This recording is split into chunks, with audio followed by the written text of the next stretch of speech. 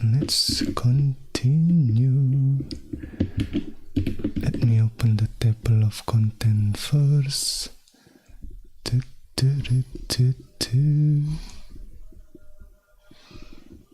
We are in chapter 19, patching faster translation here.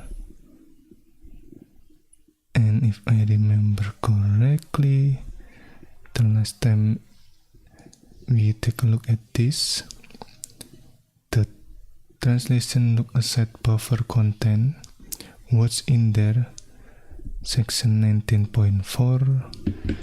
Let me open that. Okay.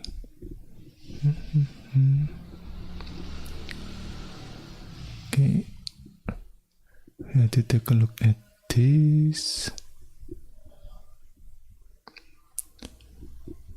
We have to take a look at this section, right?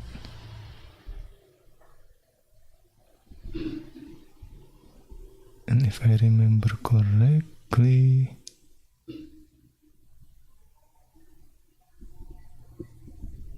yeah, there are two scenario who handle the TLP miss. The first one is the hardware, I think, and then the second one is the software. So there is that.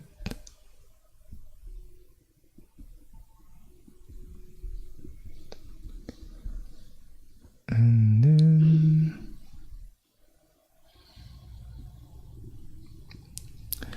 the TLP content, what's in there?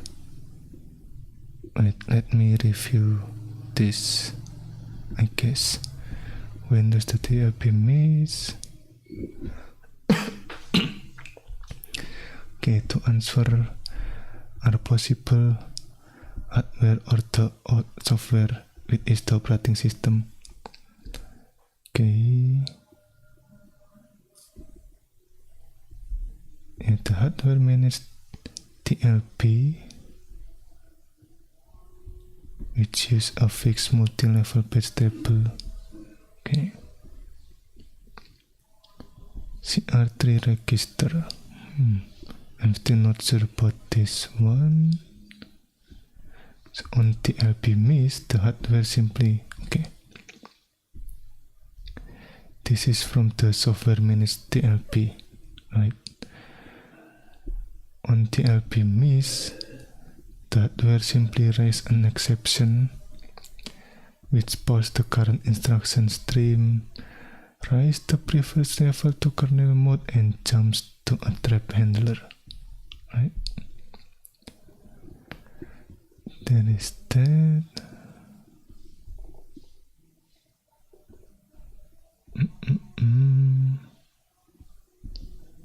In the latter case, it is this one. Okay, resume execution at the instruction after the trap into the operating system. Yeah, this is the return from trap on a system call, right? Resume execution at the instruction after the trap. Okay. And then in the former case, it is return from trap instruction when the TLP miss, right? Okay. Returning from a TLP mishandling trap, the hardware must resume execution at the instruction that caused the trap. That is why, where is it? I think term here is retry instruction. Retry the instruction here, right? There is that. This retry to let the instruction run again, this time resulting in a TLP hit. Okay.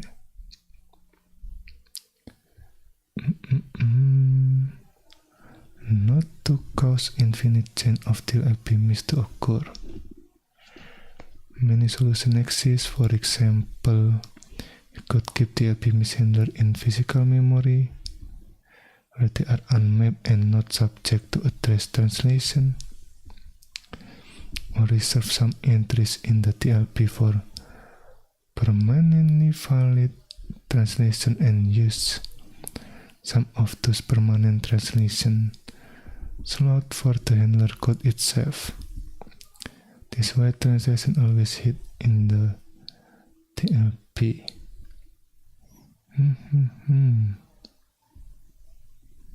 Or reserve some entries. Okay. For permanently valid translation. And use some of those permanent translation slot for the handler code itself. Okay. The primary advantage of software managed approach is flexibility, right? Yeah, imagine that we have TLP miss, and then the instruction for TLP miss is also another TLP miss.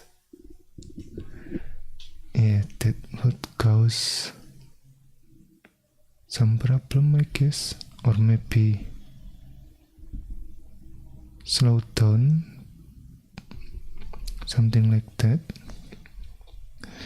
The operating system can use any data structure it wants to implement the page table without necessitating hardware change. Another advantage is simplicity, as seen in the TLP flow control.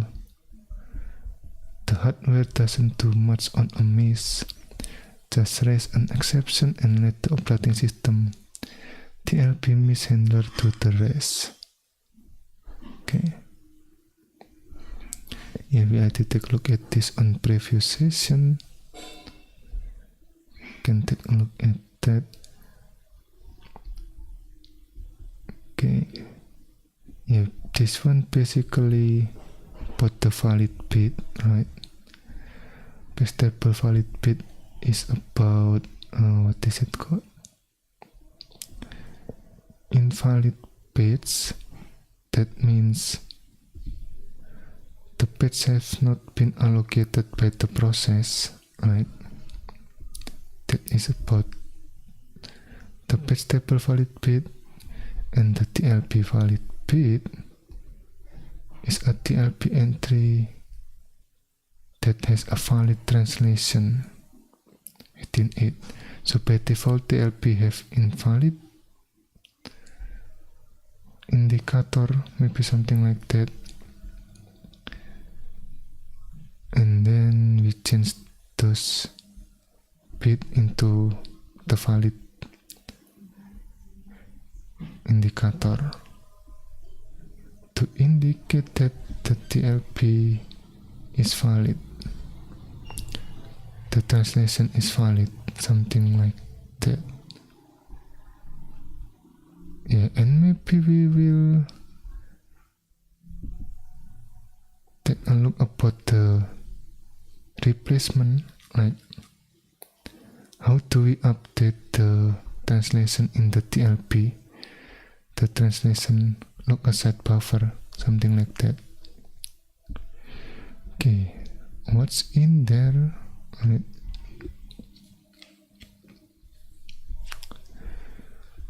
Virtual page number, page frame number, other bits like the valid bit, protection or permission bit, right? Can we access those translation, something like that? as in the page table, and then put the protection or the permission bit here, like for example code page might be marked read and execute, whereas heap page might be marked read and write. There may also be a few other fields, including an address space, identifier DT bit, the bit to indicate if the bits have been modified or not, if I remember correctly, and so forth. Below for more information. Okay, now let's on to 19.5. Section 19.5 TLP issue context switches. With TLPs, new issue arise when switching between process, and hence address space. Specifically, the TLP contains virtual to physical translation that are only valid for the currently running process. The TLP contains virtual to physical translation. Okay. New issue arise when switching between process. Switching between process, and hence address space.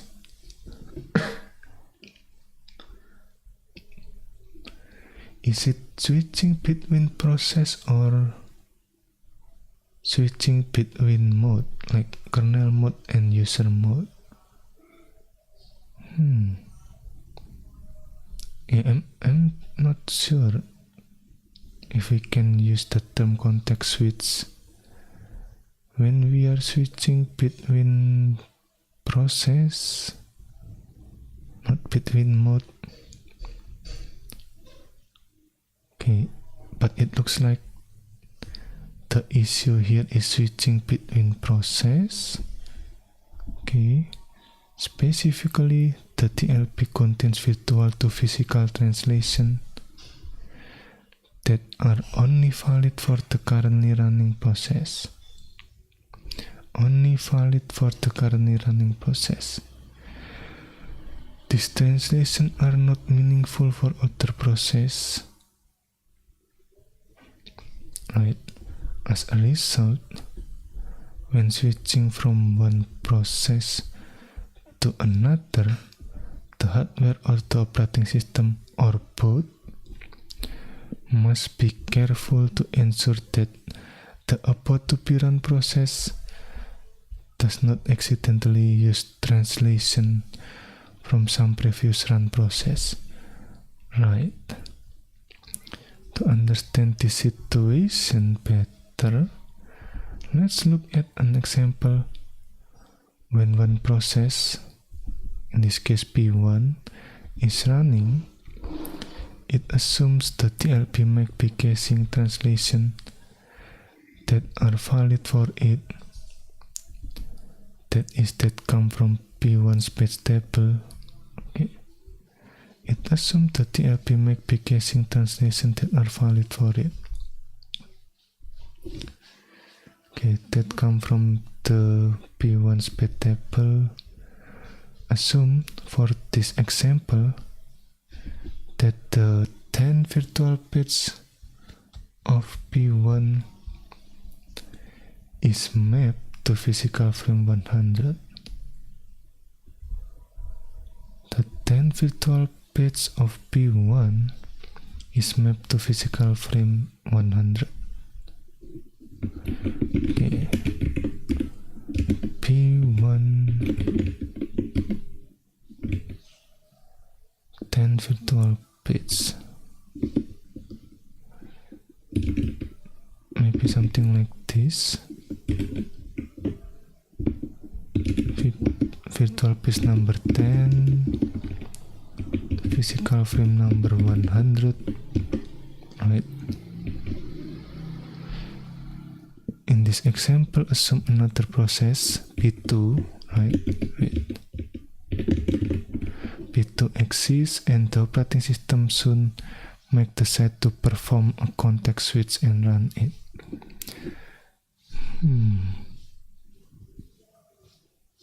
So, can we use the term context switch when switching between process? Not only between user mode to kernel mode or kernel mode to user mode? Yeah, I'm curious about the usage of this term, Okay. And the operating system soon make the set to perform a context switch and run it. Assume here that the 10 virtual page of P2 is mapped to physical frame 170. Okay. P2 virtual page number 10, page frame number 170. If entries for both process were in the TLP, the content of the TLP would be something like this, right? Okay. I think this is the protection bits or the permission bit here.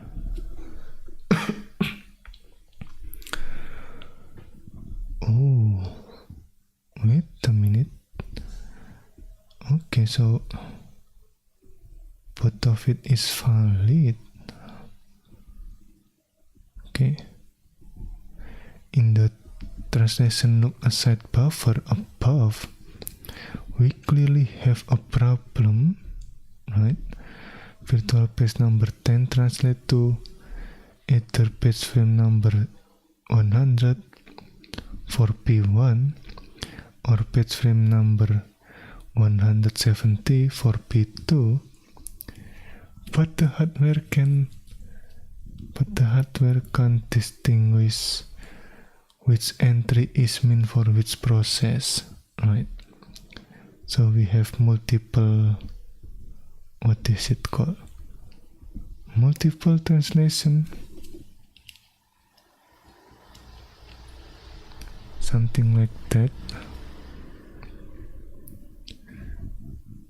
which can cause a problem. For example, let's say it turns out that the P1 using this translation, the P2 translation instead of the P1 translation, and we might be accessing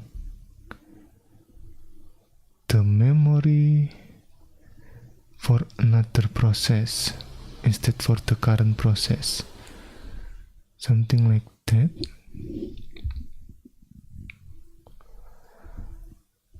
Thus, we need to do some more work in order for the translation look aside buffer to correctly and efficiently support virtualization across multiple processes. And thus a crux. Okay, the crux here, how to manage TLP contents on a context switch. When context switching between process, the translation in the TLP for the last process are not meaningful to the about to be run process. What should the hardware or operating system do in order to solve this problem? Right, there are a number of possible solutions to this problem. One approach is to simply force the TLP on context switch, thus emptying it before running the next process. On a software-based system, this can be accomplished with an explicit and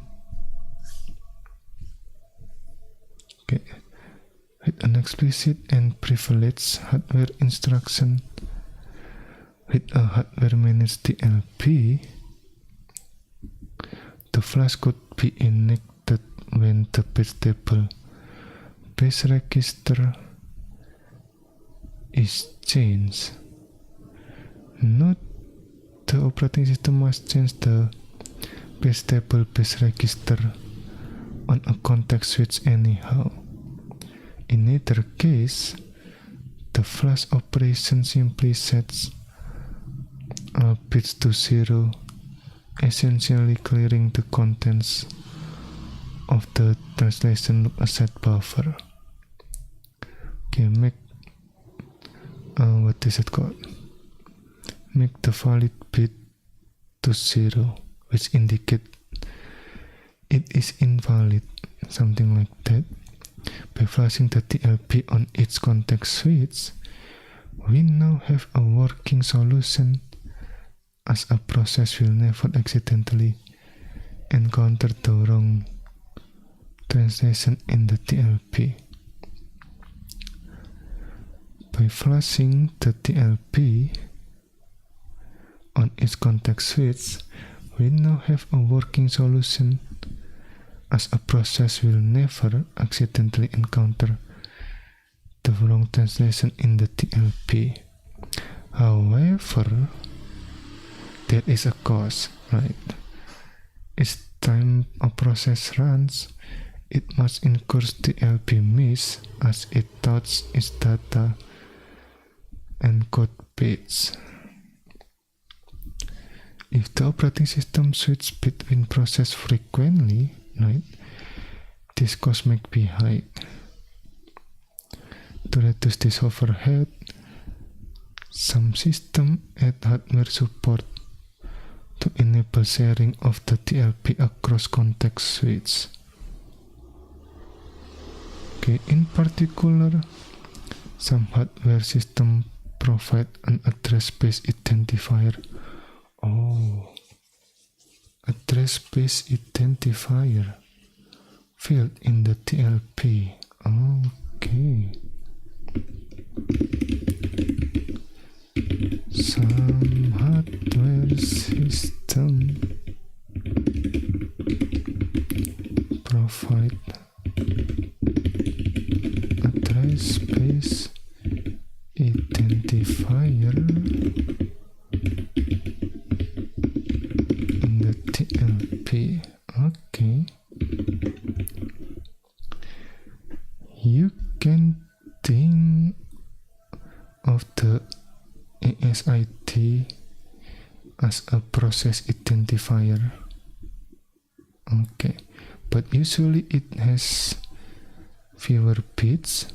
For example, 8 bits for the address-based identifier versus 32 bits for the process identifier. If we take our example TLB from above and add address-based identifier, it is clear processes can readily share the TLB. Only the address-based identifier field is needed to differentiate, otherwise identical translation. Here is a depiction of a TLB with the added address-based identifier field. This one, right? Thus, with address-based identifier, the TLB can hold translation from different processes at the same time without any confusion.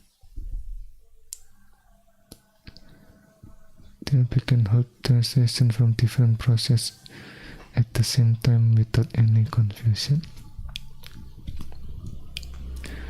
Of course, the hardware also needs to know which process is currently running in order to perform translation, and thus the operating system must on context switch, set some privilege register to the address space identifier of the current process. Okay.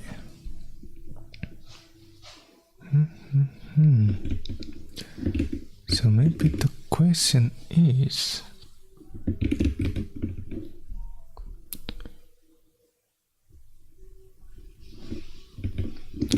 how to manage TLP contents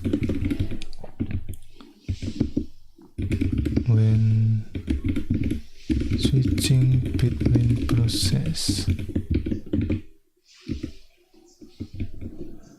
Okay.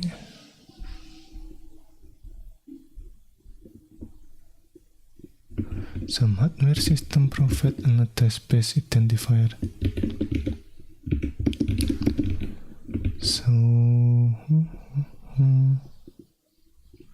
So we can use SAT as the identifier to use as the identifier to get the translation from TLP for a specific process.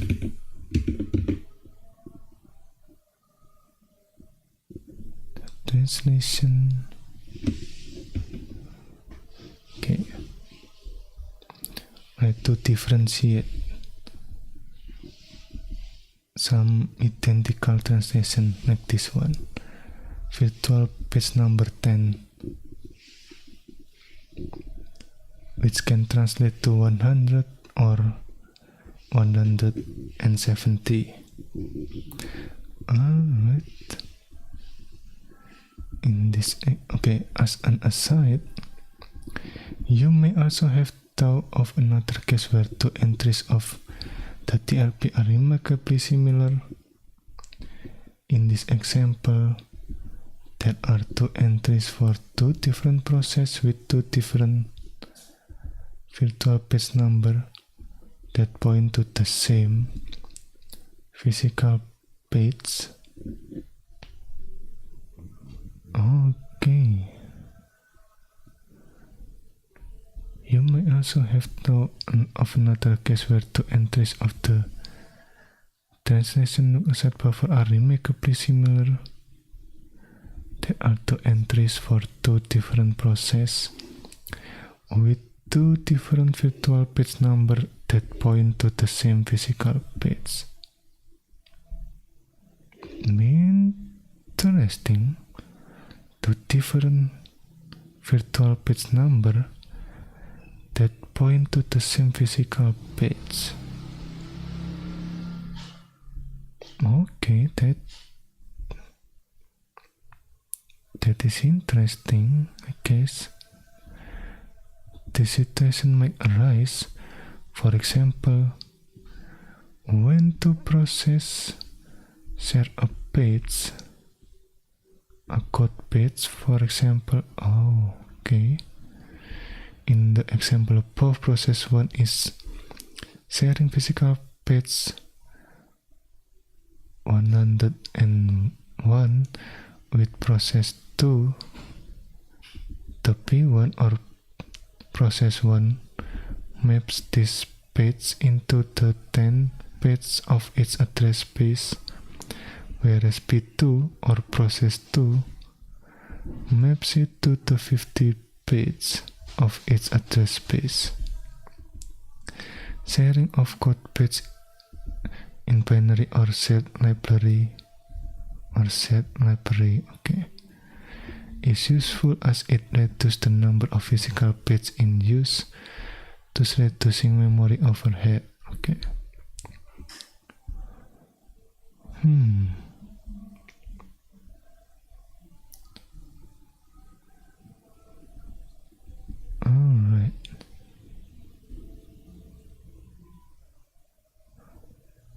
this situation is the ASID or address-based identifier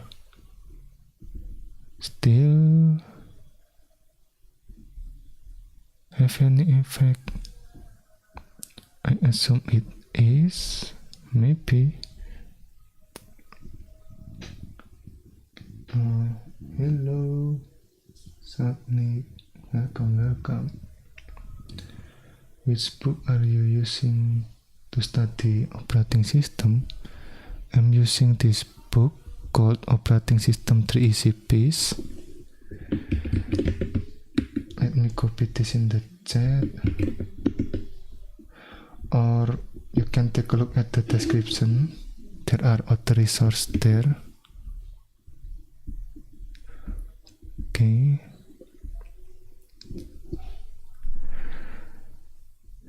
Issue replacement policy. Alright, as an aside note, yeah, maybe you can take a look at the description before asking for the resource. Sometimes I put the description in the, sometimes I put the resource in the description. Okay. On this section 19.6, issue replacement policy. Okay, as with any case, and thus also with the TLP,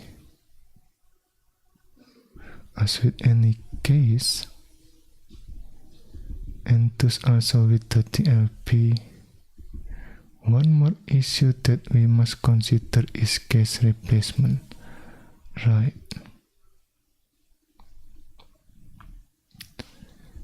Specifically, when we are installing a new entry in the TLP, we have to replace an old one, and thus the question, which one to replace? Right. This is what I'm curious. When we are installing a new entry in the TLP, we have to replace an old one. We have to replace an old one. And thus the question, which one to replace?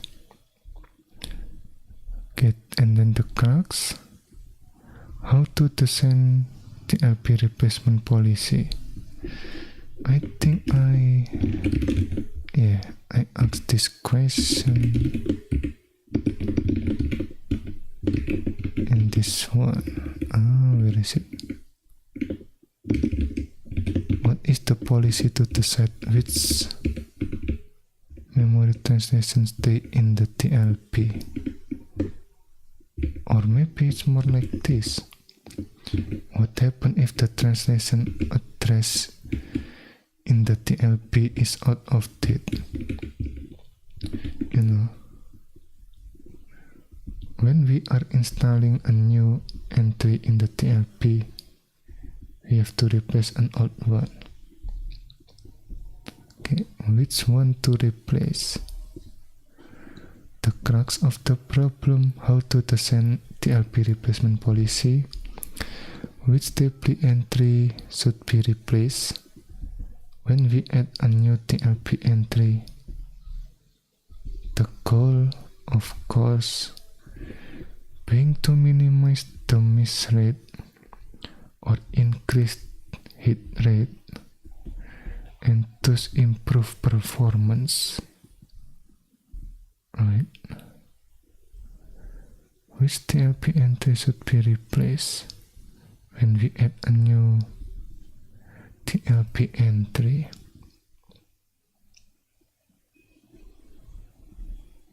Okay, so I think this replacement policy is more like answering this question. In my case, what is the policy to decide which memory translation stay in the TLP. Okay. We will study such policy in some detail when we tackle the problem of swapping page to disk. Here we'll just highlight a few typical policies. One common approach is to evict the least recently used or LRU entry. LRU tries to take advantage of locality in the memory reference stream, assuming it is likely that an entry that has not recently been used is a good candidate for eviction. Okay. LRU tries to take advantage of locality in the memory reference stream, assuming it is likely that an entry that has not recently been used is a good candidate for eviction.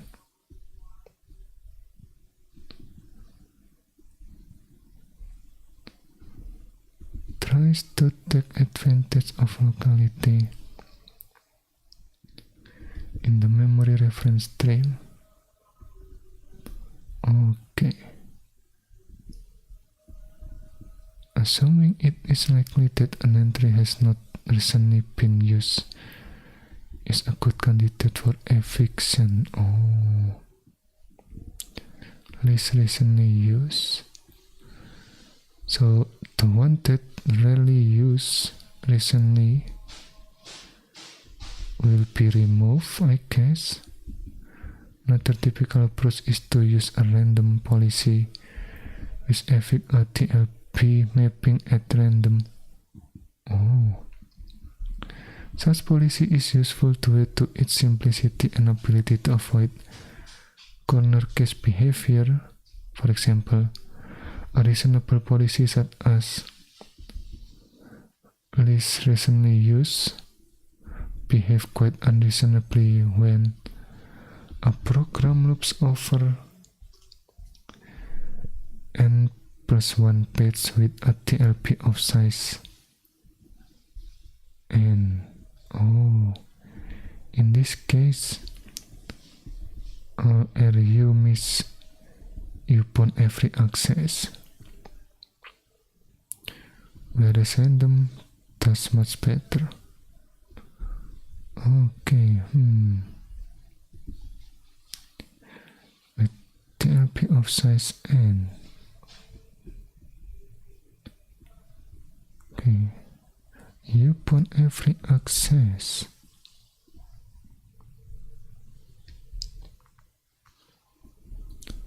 Okay, a real TLP entry. Finally, let's briefly look at a real TLP. This example is from the MIPS R4000.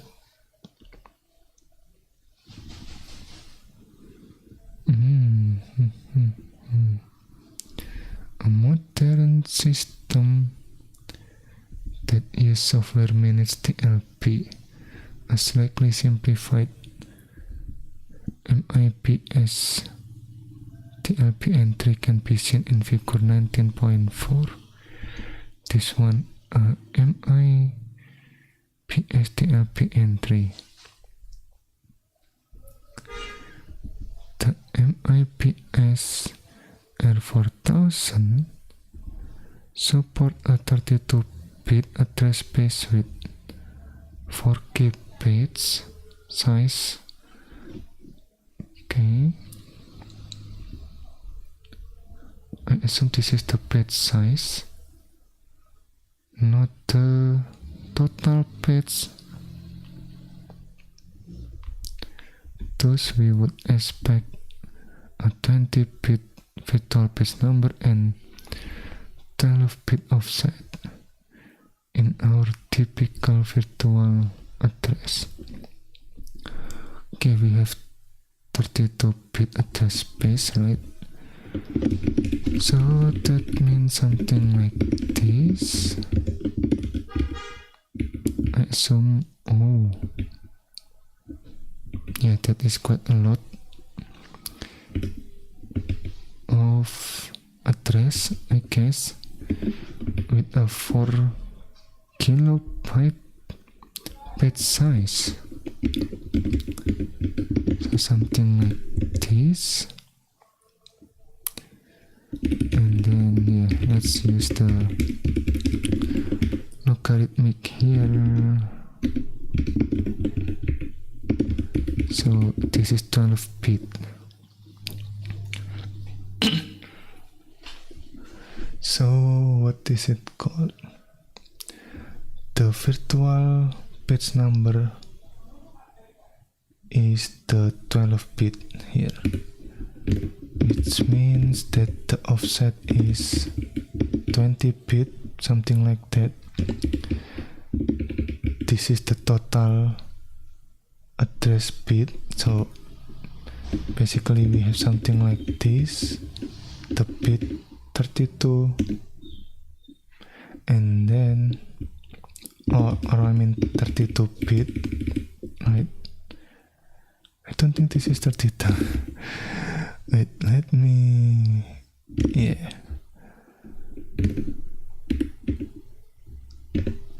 Okay.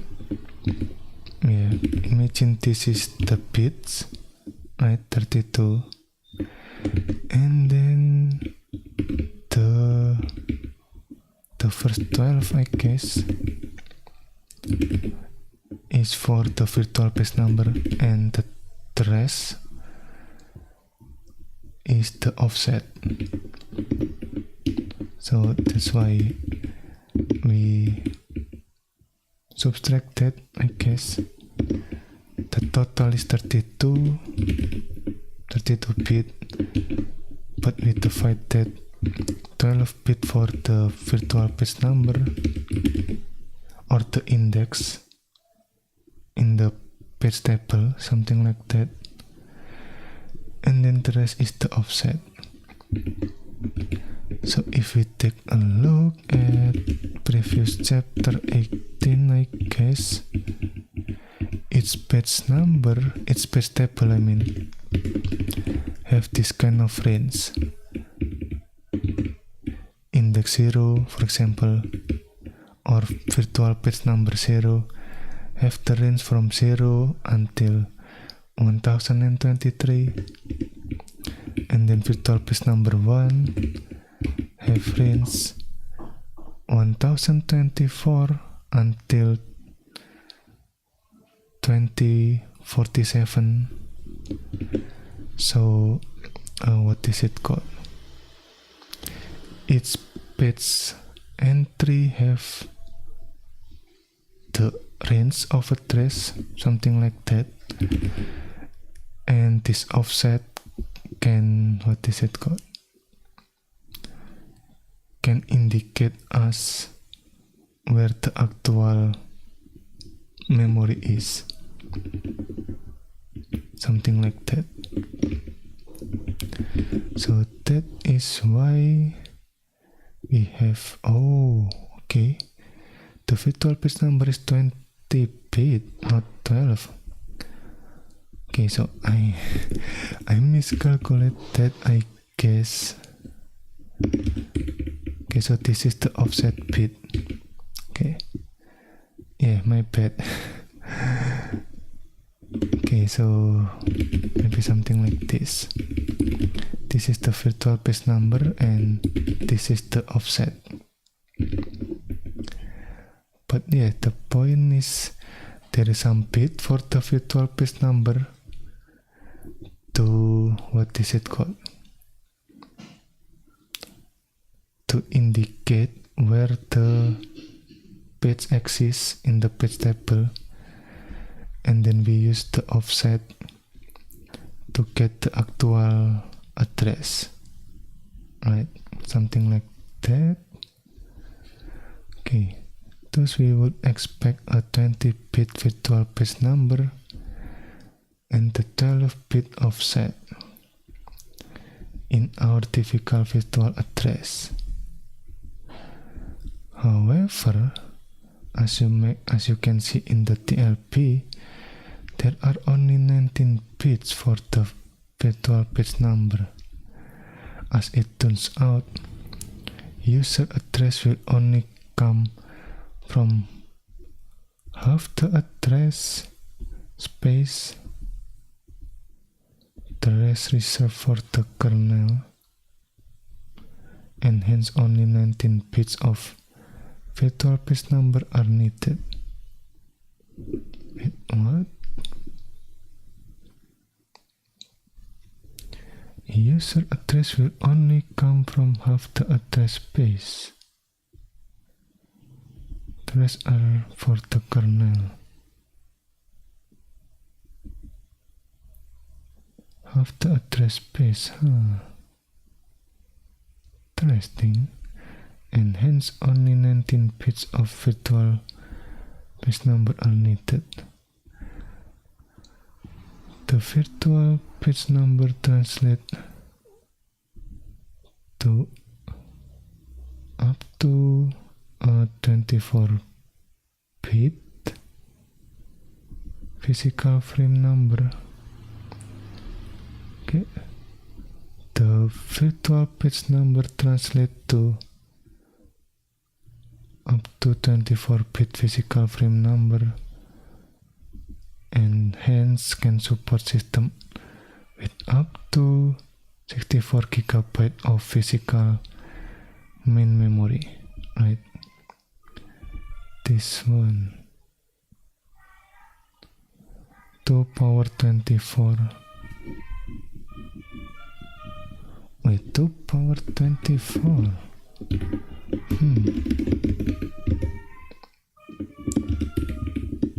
Okay, 16.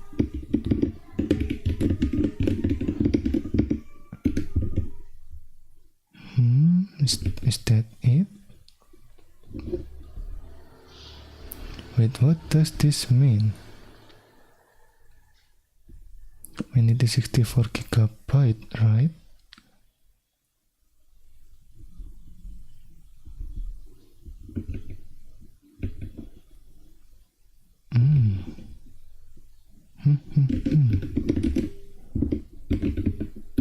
If it is gigabyte, then I think something like this.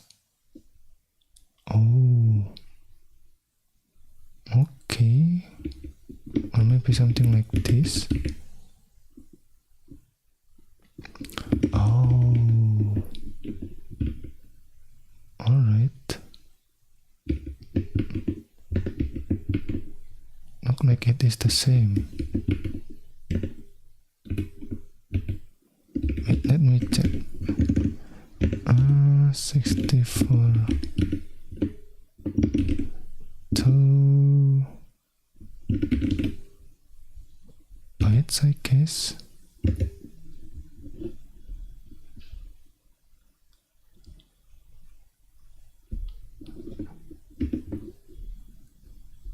Okay, 64.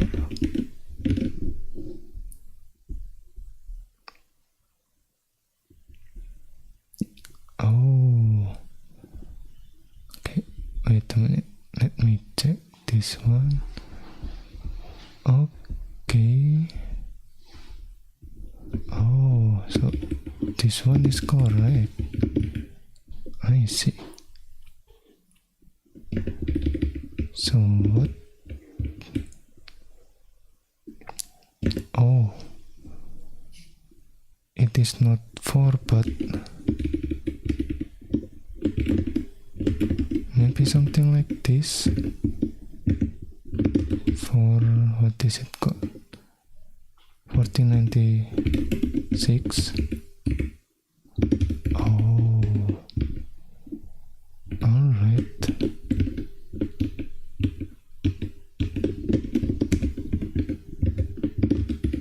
Okay, it is the same.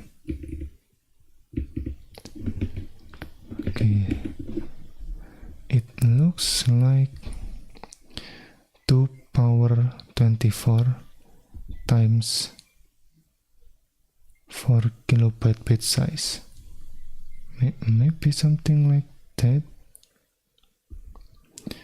And 24 in here is from this 24 bit, and this is the offset, right? I need to remember that the bit size is for the offset. Okay. Alright, so this is from this one, this is the offset. The maximum is 64 gigabyte or kbyte, I guess, in the binary representation. Yeah, in case anyone knew, there are 2 representation, decimal or binary. When we are using 1024, it is usually means the binary format, not the decimal format. The decimal format using 1000, if I understand correctly. So there is that, and that is why it is called KB, right? P in here stands for binary, if I understand correctly, and gigabyte here for the, what is it, decimal representation, something like that. Okay, there are a few other interesting bits in the MIPS TLP. We see a global bit, G, which is used for bits that are globally shared among processes. Thus, if the global bit is set, the address space identifier is ignored. Globally shared among processes. Okay. We also see the 8-bit address space identifier, which the operating system can use to distinguish between address space as described above. Okay, this one. MIPS TLP entry. This is the virtual base number. This is the global bit.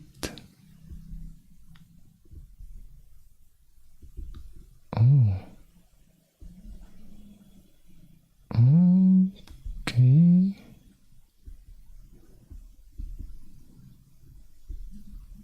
And is this the offset?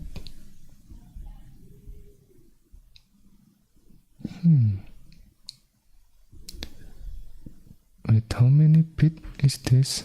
1, 2, 3, 4, 5, 6, 7, 8, 9, 10. 1, 2, 3, 4, 5, 6, 7, 8, 9, 10.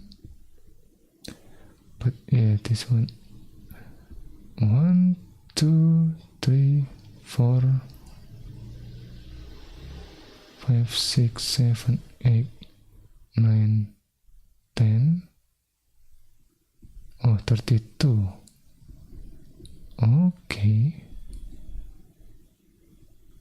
1, 2, 3, and then this one 6, 9, 10. Okay, 6, 9, 19. Okay, so the virtual base number here is 19, and we got 1 bit for the global indicator here, and then this one.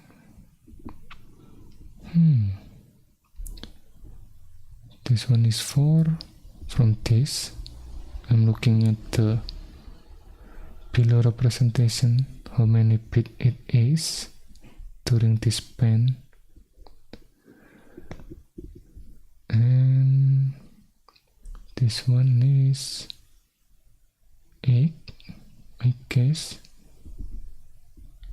The 8-bit address space ID, right? This is 8 and this is 4. 12. Oh.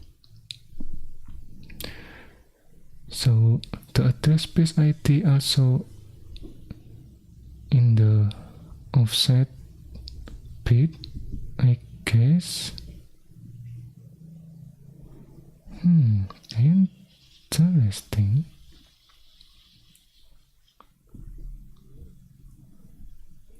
Okay, which the operating system can use to distinguish between address space? Okay. One question for you. What should the operating system do if there are more than 256 or 2 power 8 process running at a time? Oh. Finally, we see 3 coherence C bit, 3 coherence bit, which determine how a bit is guessed by the hardware. A bit beyond the scope of the nodes. A 30-bit. Oh, this one. Okay. Coherence bits. Okay.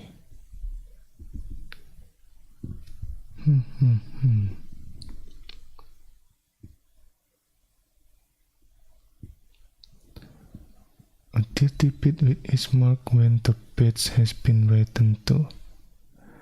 You see the use of this letter. 30-bit. I guess this one. And a valid bit which tells the hardware if there is a valid translation present in the entry. Alright, this one, valid bit. Oh, there's coherence bit. Oh. How a bit is guessed by the hardware? How?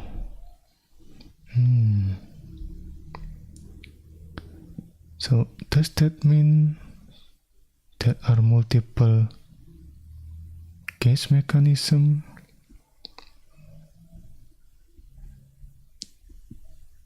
In the TLB? Maybe, but yeah, this is beyond the scope. Okay, a valid bit which tell the hardware if there is a valid translation present in the entry. There is also a bit marks field not shown. Oh, which support multiple bit size. Multiple bit size. We'll see later why having larger bits might be useful. Finally, some of the 64 bits are unused. Set gray in the diagram. Finally, some of the 64 bits are unused. Oh, so this one, the gray, the light gray one is the bit that is unused. I thought that this is the offset. Oh, wait a minute.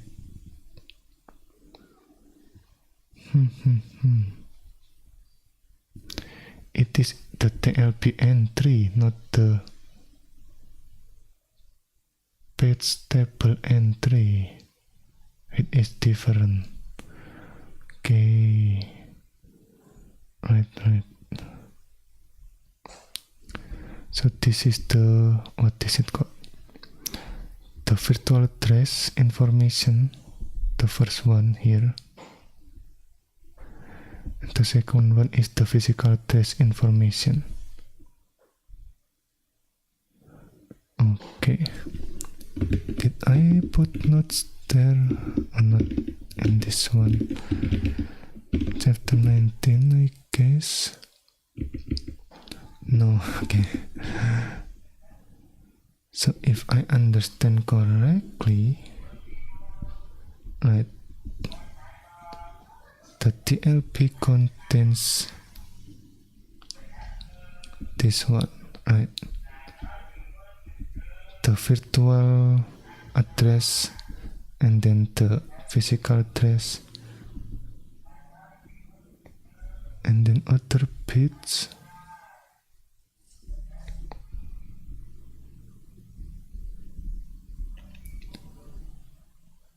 Okay.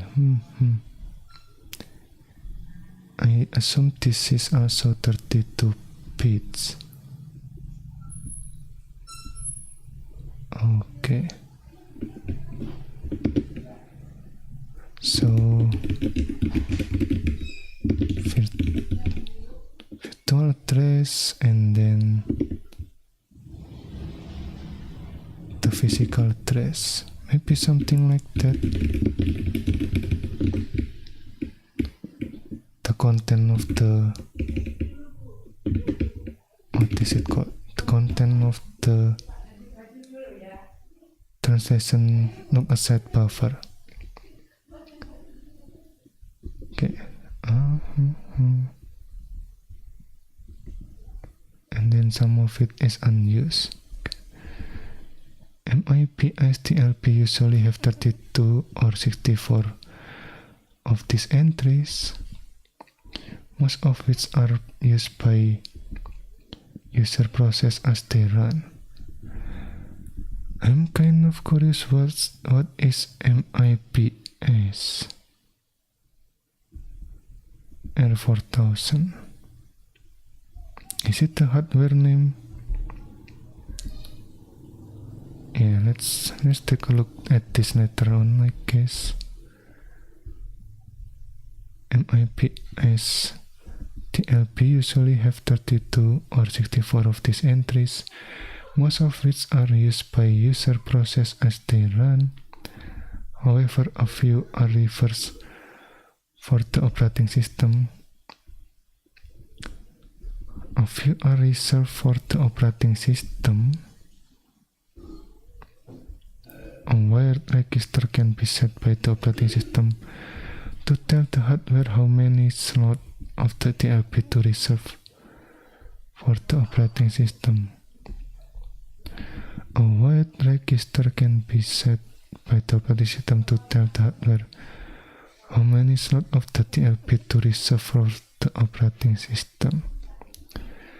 The operating system uses this reserve mapping for code and data that it wants to access during critical times, where a TLP miss would be problematic. For example, in the TLP miss handler. Okay, because the MIPS TLP is software managed. Okay. There needs to be instruction to update the TLP.